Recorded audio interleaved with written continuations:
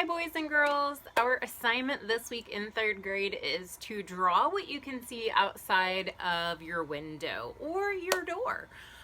If you are at home or if you're going to work with your parents or if you're staying with somebody else while your parents are working or if you're at home, I want you to take a look out your window and see what is interesting to draw there. So some people live in houses that have yards, some people live in apartment buildings that are either one floor on top of the other, so you might be seeing a balcony or you might be seeing some grass below, or you might even be seeing a parking lot.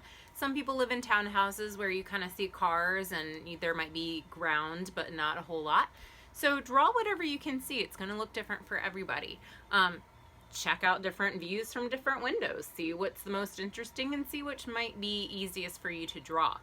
If you are going to draw sitting next to a window, and there's no table or chair where you can kind of get comfortable, you can sit on the floor or sit on a piece of furniture and use a book underneath your paper in your lap so that you can draw a little bit easier that way.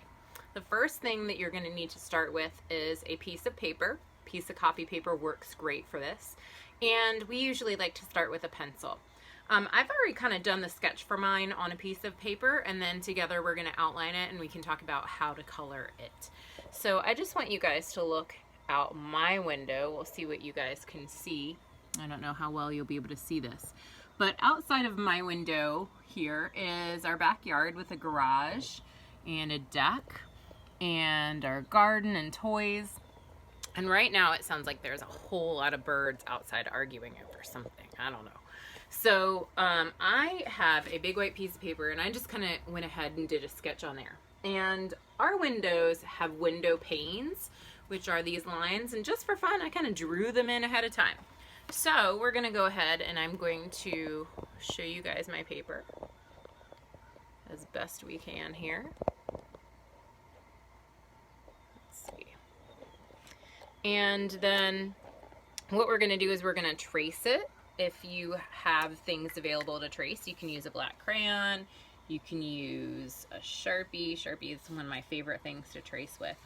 And then we're gonna color in our drawing. So I'm tracing because it shows up a lot better on the camera. So I did these little boxes for my window panes first, but you can always just draw them in later if you have them on your window. If you don't have them on your window, you don't need to draw them.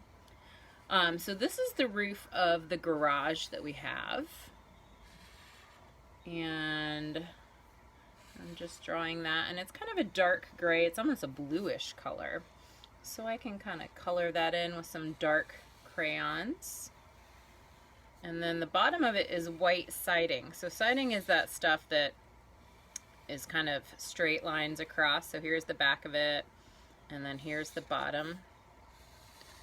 And then again, I'm kind of drawing in these window panes. And I did not use a ruler, boys and girls.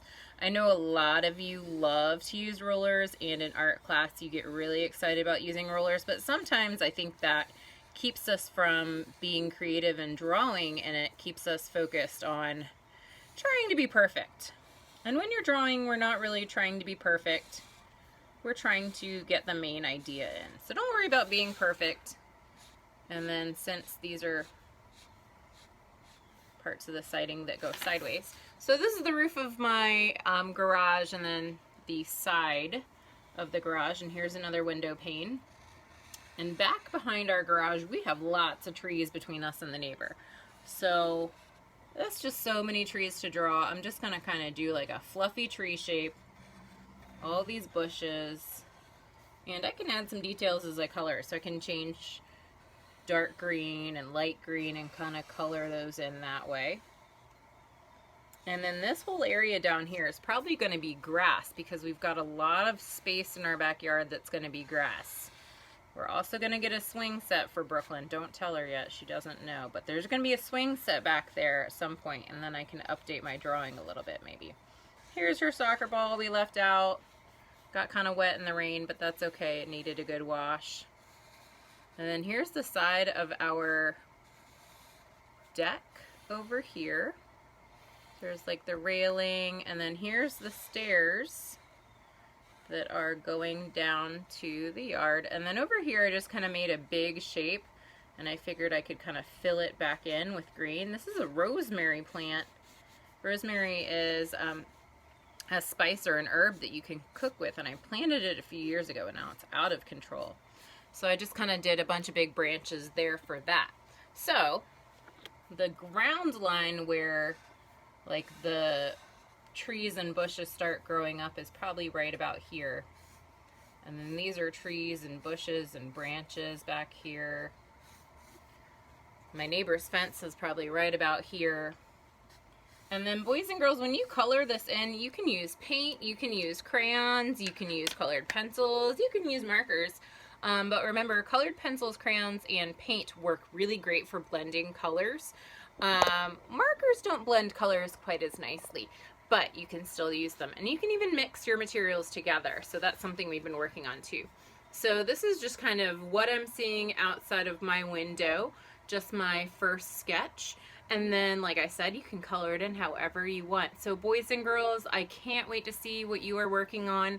Check out what we have in our Flipgrid, and make sure that when you record your video of your artwork in the Flipgrid album, that you show off your artwork and kind of tell us what's going on outside your window and maybe tell us what you see.